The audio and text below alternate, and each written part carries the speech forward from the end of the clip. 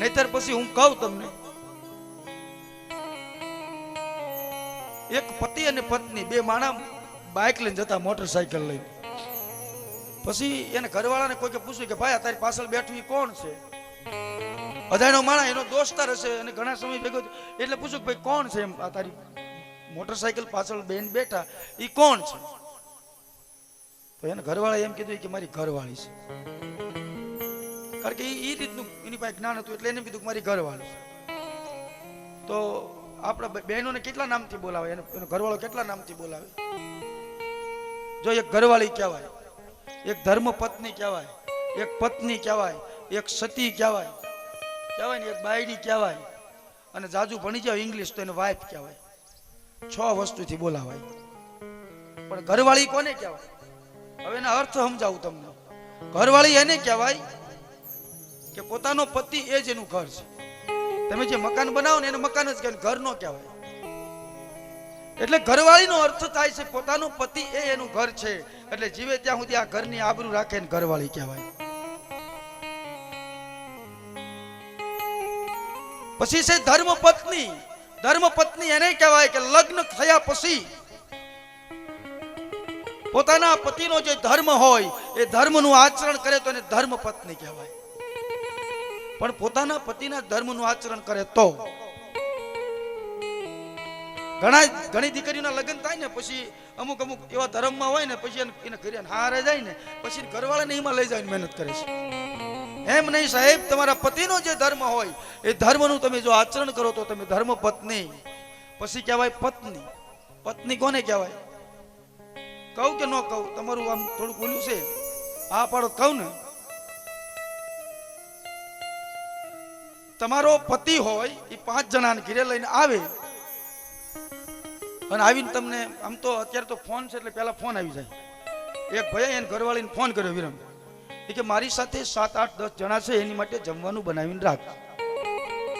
એની ઘરવાળી Android mobile રાખતી, એટલે ભણી લે ગણી લે. એટલે એને ઘરવાળી સામે તરત જવાબ આપી દીધો.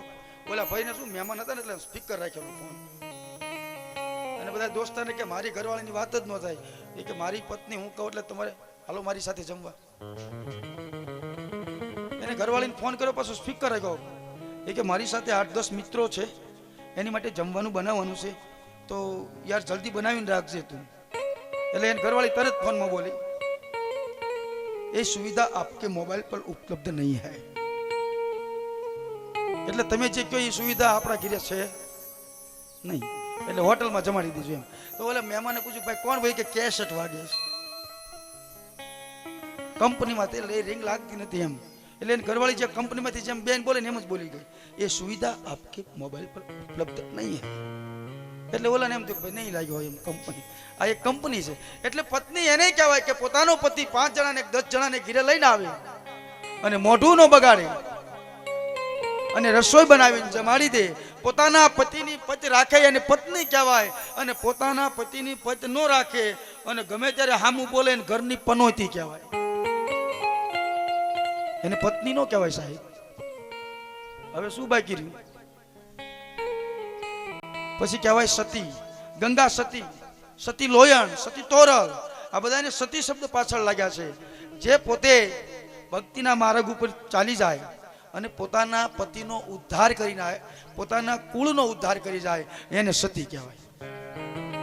તોરલ કે તણ નર તારિયા 66 યોન સધીર, જેસલ જગનો ચોંટો જેને પલમાં કીધો પીર. તમે ધારો ને તો તમારો ધણી લાખનો હોત ને ધારો તમે કાકનો હોત ને કરી નાખો. પણ સતી એને કહેવાય કે પોતાના પતિનો ઉદ્ધાર કરી લે, એનું નામ સતી. પછી કહેવાય બાયડી. બાયડી કોને કહેવાય? બાયડી એને કહેવાય કે ઘરમાં પતિ અને પત્નીનો ઝઘડો થાય, બે માણા બાજે, પછી એના હાવ સમજાવે તોય ન માને, પછી એને હારા સમજાવે તોય ન માને, પછી એને દેરાણી સમજાવે તોય ન માને, જેઠ ને જેઠાણી એને સમજાવે તોય ન માને, પછી વેવાઈને તેડાવે તોય ન માને. બરાબર? વગડને બાપા હવે આ બધાય સમજાવી જાય, હગાવાલ આવી જાય તોય ન માને. નહીં, નથી ખાવું. ઝઘડામાં કઈ ન હોય પણ બધાય સમજાવે છતાં માને નહીં. અને પછી એનો કુટુંબ આખું ભેગું થઈને સમજા બટા હશે અમારા છોકરાની ભૂલ, તોય ન માને. પછી બધાય પગે લાગે, ખોળા પાથરે, તોય ન માને. અને કોક બહારથી ખમુરિયું આવે, સમજાવે ને માની જાય, એન નામ બાયડી. આખું કુટુંબ થાકી જાય તોય ન માને ને એવો બહારનો કોક બીજો આવે ને એનું માની જાય, એને બાયડી કહેવાય.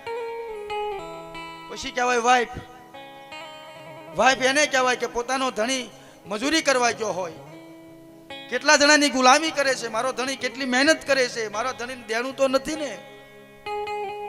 અમારા શોખ પૂરા કરવા માટે મારો ધણી બહાર જઈને કેટલી લાચારી કરે છે, આ કઈ ધ્યાન ન રાખે, માત્ર એના શોખની માટે જિંદગી જીવતી હોય, એને વાઇફ કહેવાય સાહેબ.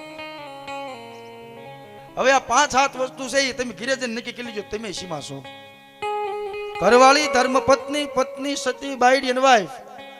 તમે આજે ઘરે નક્કી કરી લેજો કે આપણું પદ સીમા છે, મારે કોઈને કઈ કહેવું નથી. બરાબર?